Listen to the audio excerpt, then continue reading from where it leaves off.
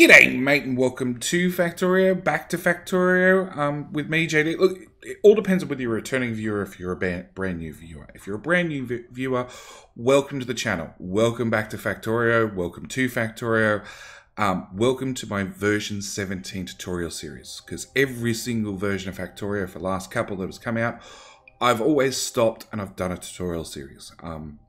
I like doing a tutorial series to remind me of some of the changes in the game and also try and pass on some of that knowledge to new players or even to returning players. So welcome, welcome, welcome. If you haven't already clicked the subscribe button, please do so. Please come back tomorrow. There'll be another new video tomorrow and the day after, because we've had Factorio running daily on this channel for like 2 years now. So welcome.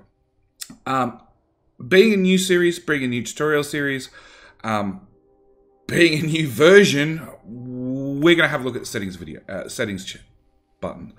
The only thing I'm changing in the settings this time around is I'm turning on show inserter arrows in alt mode. This lets you guys and me hopefully make less mistakes, because the inserters make a lot more sense because you get arrows left and right and up and down depending on which way they're facing. And I'm showing our combinator settings. Not that I really use combinators that often, but they're there in case I use them. I'm turning on the technology window opens when research is completed, because we want to make sure research is running non-stop. Research is the #1 thing holding you back from finishing the game. So I want to make sure never is there a moment where I'm not doing research. The active quick bars being our toolbar list of stuff down the bottom, I want to set that to maximum. I want to set that to 4. And the train visualization length, again, I'm going to set that to 12. Not that we're necessarily making trains or even longer trains. We'll make trains, but maybe not trains at a length of 12. But it means that no matter what, I should be able to line up where the refueling parts are of the trains and all that sort of stuff. Pick a ghost item if no items are available. I won't turn that on this episode. Probably going to turn on the next episode or the one after. Because I found with Burner City, it's actually really frustrating to have on. But that's all we're going to change in this one. I've gone into other and I've set the autosave to 20 minutes because that works best for me. But we're going to do a new game. We are going to run with a island. If you can't guess from the title, we are running an island map. We're going to preview it. And the only thing I've done is I've gone through and I've actually tweaked all the settings. So we're going to import a map exchange string, which will be down in the description if you want to come play along. If you want the exact same map as I'm playing, there will be a map exchange string. There will also be down there a save file. So you just download the save file, load it into your Factorio. It will be the exact same settings I'm running. But what have we changed? We've turned up the frequency of the oil patches a little bit. Just because I know I'm on an island, I know that what I'm looking at is the whole world. There is nothing else. There is no traveling out to get more resources. What I see is what I get. So I've also turned up the size modifier to about 150% for everything but uranium. Uranium I left because there's 2 patches. That's going to be more than enough. I've turned up the richness as well. Terrain-wise, I haven't touched it. Haven't done anything. Left cliffs the way they are. Moisture, terrain type, trees, all of that. Left it entirely. Enemy. I have changed the minimum cooldown. I have turned it up to 20 minutes. It's happened to me too many times in the past where I've gone and cleared out an area of biters, walled the whole area in, turned around and found out they've already expanded behind the wall that I've just put down. So, because normally it defaults to 4 minutes. So I've just turned it up just a little bit. So hopefully if we go on and spend a whole episode clearing out an area, they don't go and expand behind us whilst we're not looking. Because there's nothing more frustrating. Next off, I've turned on research queue. I've set this to always. Now, I've actually done this 3 times now, and I've had to confirm it each time, and we're going to confirm it as soon as we get in the episode, because I found a bug.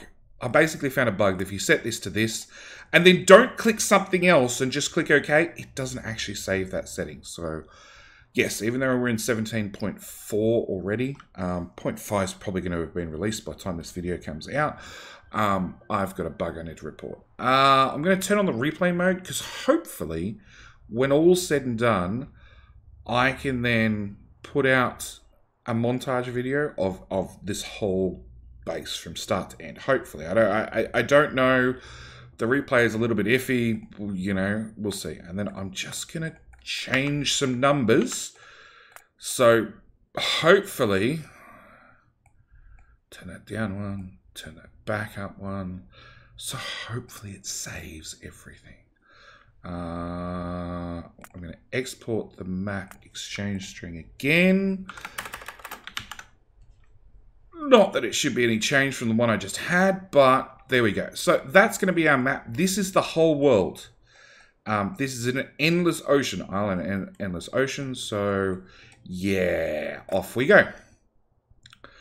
Close the tips and tricks because I really don't need to see those. So this is Factorio Free Play. Your task to launch a rocket into space. You do this by constructing a rocket silo and launching a rocket.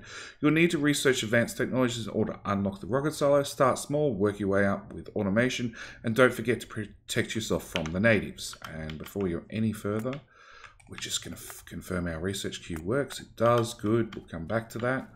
So my first thing I'm going to do is I'm going to chop down every tree between here and my raw resources. We need iron, we need copper, we need coal, obviously, and we need stone. They are our most important starting resources. Well, they're our only starting resources. And one of the reasons I chose this map is because literally they're right on top of one another. So it makes the whole starting a whole lot easier. So I'm going to put down my burner miner. I'm going to put down my stone furnace, and I'm going to add fuel into both of them, and I do that with just left click dumps all the wood I possibly have into one, or if I hold down control and right click, it puts in half of what's in my hand into that one.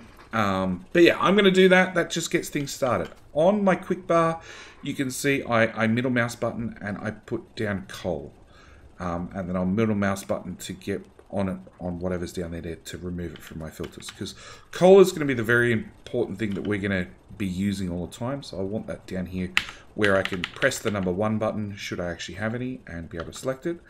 And the other thing I'm going to do before I water away is I'm going to press Alt, turn on Alt mode, so this will show arrows for things that output, and at the same time show that this guy is actually making iron plate.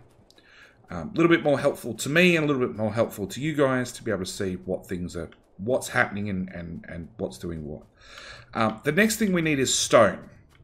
Now there was a stone patch back there, but there's also these big rocks. And you can see on the right hand side, each time I find a big rock and beat the crap out of it with my pickaxe, I'll get 20 stone. It's actually faster to pick these guys up than it is to hand mine stone in the early stages of the game. On top of that, these rocks, whether you like it or not, they're going to be in the way of your factory. Your factory is going to expand, so these have to go. So for early game, these are a great little resource. I want this one as well, down beside the trees. At the same time, in the radar in the top right-hand corner, you will see we have biters. They're right there. They are in our starting area. We've got another set down here. So we are going to have native problems very, very, very quickly. Which means for my particular playthrough and my particular tutorial series, we're going to have to start getting combat and turrets and all that sort of stuff a lot faster than normal. Because yeah, we're going to have a biter plague, for lack of a better term. So yeah, I just want to clear off these rocks, and then we'll go back to our poor solemn little furnace that's been running the whole time, because I filled it with lots and lots of fuel. And there's my rock.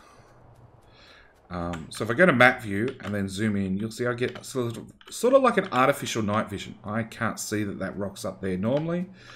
But if I jump out of map view by pressing M, I can get that little boost in light, which means I can see it And I know you guys get no hope of seeing it because YouTube and compression and all that sort of fun stuff.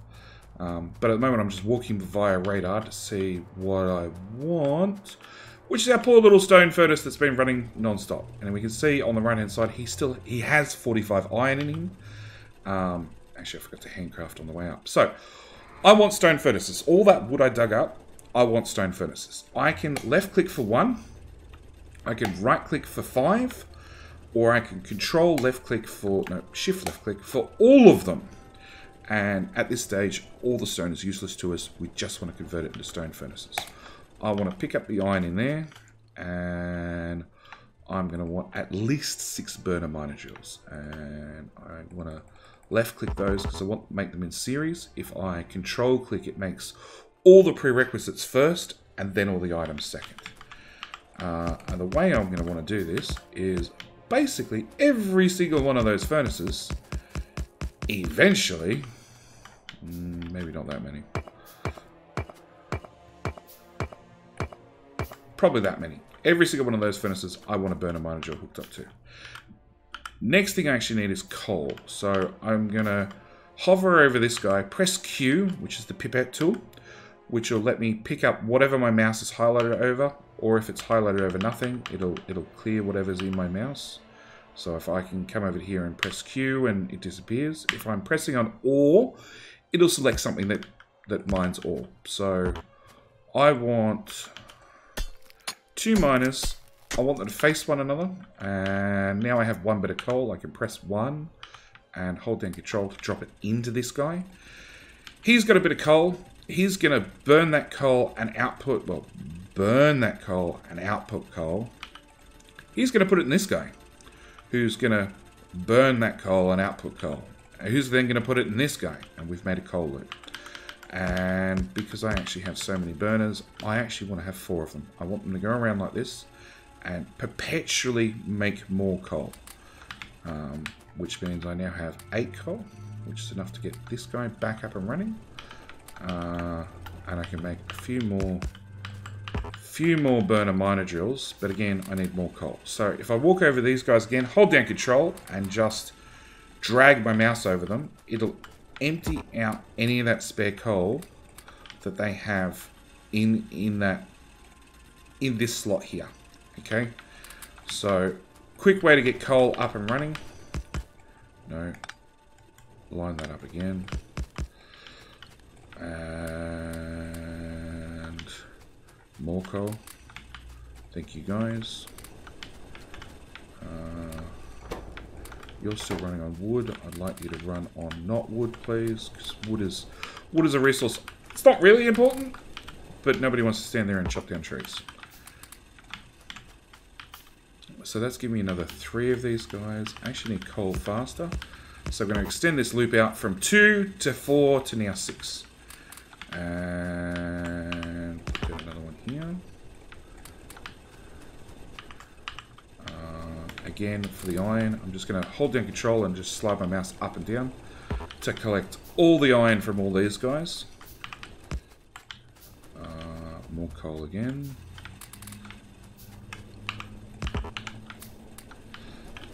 So, left mouse button, hold control, left mouse button, drag over the top. Run over here, hold down 1 or press 1 to select what's in my very first slot. Hold down control, right click on that one to put in half of what's in my hand. Half again, half again, half again. And then more burner miner joules. Hold down control, slide down the whole pile, make more burner miner joules again. Pick up coal again, run back and forth, and this is the early game. This is what it's all about. It is about upgrading your production as fast as possible, getting as much coal and as much iron as possible to get things up and running. At the same time, anytime I can see that I'm burning through coal as fast as I'm sort of getting coal, I'll extend this loop out further. Actually, I have 5 burner miner joules, so that's actually a fair bit. Dump that in there. So because I have so many of them, I will just add, I've still got 2 more. So what I'm doing is I'm pressing Q to select this guy, using the R button to rotate things around till I've got him facing the direction I want, and then I'm left clicking over the top. Now I can use Shift R to rotate backward. I've been playing too long before Shift R was introduced to rotate backwards, so I'm really bad at rotating anti-clockwise. I will honestly just rotate things clockwise 3 times. It's a bad habit. It's one I wish I could break. I've tried. It hasn't happened. Okay, more iron. So I want 1, 2, 3, 4 of these guys, because our stone stockpile of 16 furnaces is actually getting a little bit low.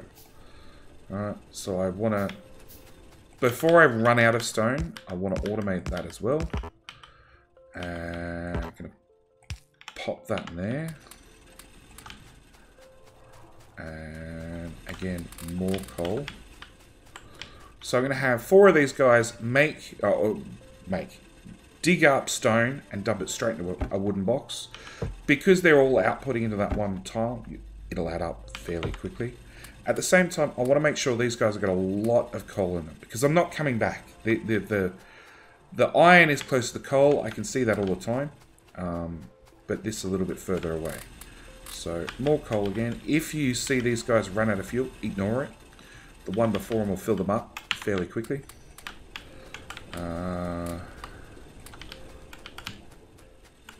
Okay, so we want to make... I want more burner miner joules. A lot more burner miner joules. That's it. That's all my furnaces converted. Because believe it or not, what we have here, oops, is not enough. I actually want to make a second row. And again, press 1. Right click to put coal in the first one, and then I'm going to left click to pull the coal straight back out, because he doesn't actually need coal in him. He's just going to start the chain off. Oops, that way. So we've got a second loop. I'd like to go a tile higher, but you can see on the right hand side we've got expected resources, and we've got 2 different versions. We've got 2 different items. We've got iron and coal. Unfortunately, trying to put iron into a burner miner really doesn't work, and it would back the system up, so it's better for me to just have it sitting on coal. But it now means I can go a little bit crazy and put a good amount of coal on each of these guys. How many burner miner joules do we have? We've got 10. Okay, so I want 1, 2, 3, 4. I want to have 4 of these guys with 4 of these guys, because now we're at the point where we're going to need copper, and I want to, wherever possible, put a good amount of coal in these guys, because I'm not going to, again, they're not the ones I'm worrying about. The iron ones are the ones I'm worrying about. The copper ones, not so much. So I got 6 burner miner joules, so let's have 6 more furnaces. 1 more.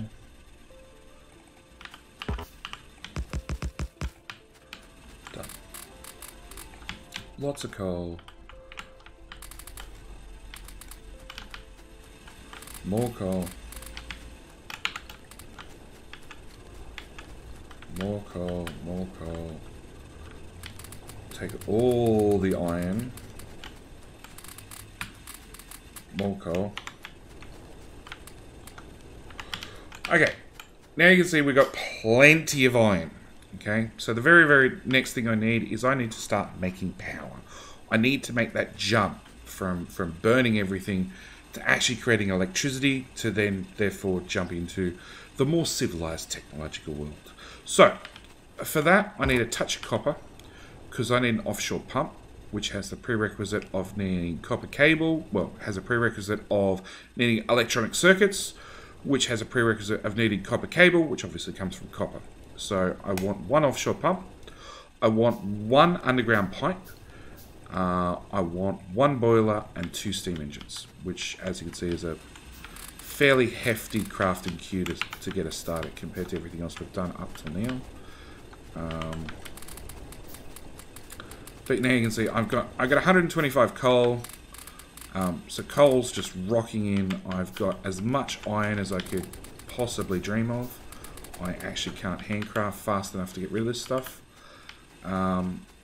So the next thing I'm going to need is I'm going to need more trees for some power poles. How many trees is that? How much? That's 41 wood, 45 wood. That's probably enough. So I'm going to need a burner inserter, a wooden chest, and then I'm going to need electric power poles. I can left click to craft 1, as I said before, right click to craft 5, or can shift left click to craft all of them I possibly can. So for our power production, we want an offshore pump because we need to make steam, which sort of needs water. We want a boiler, and we want 2 steam engines. And a steam engine is going to want a power connection, so they now have a power connection. We have a burner inserter. A burner inserter burns fuel for energy, so he doesn't even require power. He does need some sort of fuel to burn, so we take our wooden box, we shove coal in there. He's going to shove it into the boiler, and as you can see, the boiler is just going to chew through coal to start with until it backs up. So once these guys have got enough steam in them, you can see it's stopped burning. It's now going to stockpile coal in it, so it's got a little bit of a buffer. And we need to run power back to where we started. So if I just start the power pole on an existing power pole, click and drag and run with it, it'll actually spread the power poles out to their maximum draw distance, so we can have power over here. Okay. And that short amount of time, so many things ran out of coal. So we'll just top things up. And as you can see, I'm putting down half a stack, being 25 coal in each one of these items now, because I just have that much coal. So we need next in our great science, in our great list of things to get into the civilized world, we need a science lab. And we need to pick a science. So our first science we're going to do is automation. Key technology for automating mass production. Because this is a game about crafting. The biggest difference from Factorio to just about every other crafting game is the idea is, for all the crafting, you're not meant to actually do any of it. You're meant to automate every single step of the process, which is... It is the key component of Factorio, and I think it's one of what makes it so good. I've played many other crafting games, and to be honest with you, I find them tedious. I find them frustrating. I find them annoying even. But because Factorio is all about logistics of getting things A to B, and then automating every single step of the process, I love it. I've spent well over 7,000 hours playing this game. So if you're ever looking for a recommendation to buy this game, if it's getting down to the pennies per hour, it's worth it. And like I said, I bought it when it was $20 US during the during the earlier stages of development. And I've plugged in 7,000 to 10,000 hours. I actually have no idea how many hours I've done so far. I do know every single year I've been running this channel, I've done probably about 3,000 hours. And, well, there's at least 1,000 hours worth of recorded content every year, plus anything I do on top of that, plus any live streams. So, yeah, I would easily say I've done at least 6,000 hours in the last 2 years, plus another 3,000 I have on Steam prior to that. So many hours. Anyway, we're going to start the research with automation. And then the second research, because I have a research queue, I'm going to want to add a few bits of research. I think the second thing I actually want is military, because I want a submachine gun. It's going to let me shoot a lot faster than my pistol does. And unfortunately, Factorio doesn't give you any bonus points for getting headshots. So more bullets in the air is generally a good idea. Third thing I'm going to want, because the biters are so close, is, again, I want to automate it. So I'm going to want to have gun turrets. I'm going to want to have gun turrets that I can put down in stationary spots to fill with ammo that I can then run away and know that hopefully that little corner of the map is protected and defended. So they're going to be our top 3 researchers. So we're going to need a science lab, and actually we're going to look at our research. So we need a 10 for that, we need 15 for that, and I need 10 for that. So I need science packs. I need 5 being 10 to get that very, very first research done. Same time, let's just... Actually, because we've got lots of coal, let's give everything coal even if it doesn't need it. Alright, that's that running for a little while. We're going to have our science lab right there. Put it in the power network. Give it a little bit of science. Magic happens. We've started automation. So, I'm going to leave this episode here. We have a very, very healthy burner city. We've got our... Well, we've got our science started, nothing more at the moment. And I'm going to come back next episode, which should be hopefully in the same day this episode comes out. I'm going to start running 2 episodes at a time, or 2 episodes per day, just for the first couple of days, just to get us through Burner City and all that sort of stuff. But yeah, come back next episode. I do hope you guys have enjoyed this episode. I do hope you're going to come back for next episode. As always, if you liked the episode, hit the like button. If you weren't sure of anything, have any questions, anything you want to double check on, down in the comment section, ask away. I'm more than happy to answer any questions, from the hard questions to the easy questions to the stupid questions. Every question is a valid question. Thank you guys so much for watching, and I'll see you in the next one. All right, bye.